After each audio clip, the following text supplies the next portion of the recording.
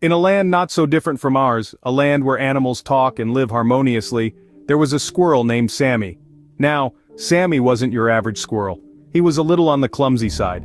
But what Sammy lacked in grace, he made up for with his big heart and an insatiable love for acorns. One day, a grand announcement echoed through the woods. A nut-gathering competition was taking place, with the grand prize being a year's supply of acorns. Sammy's eyes lit up. Acorns for a year? He could hardly believe it. Without hesitation, he decided to enter the competition. The day of the competition arrived. Sammy, sporting an oversized backpack, was ready to gather as many nuts as possible. He dashed around the forest, tripping over branches, mistaking mushrooms for nuts, and causing quite a spectacle. The other animals couldn't help but chuckle at Sammy's antics, their amusement echoing through the trees.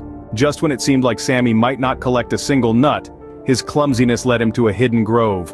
It was filled with the biggest, juiciest acorns he'd ever seen.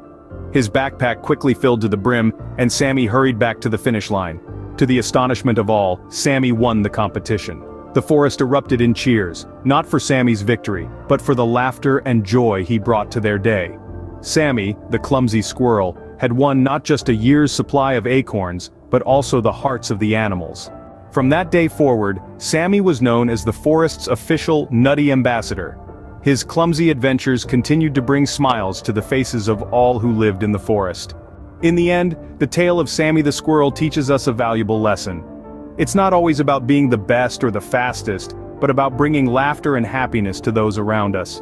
So remember, in our own ways, we can all be a Sammy, spreading joy and making the world a little brighter with our unique selves.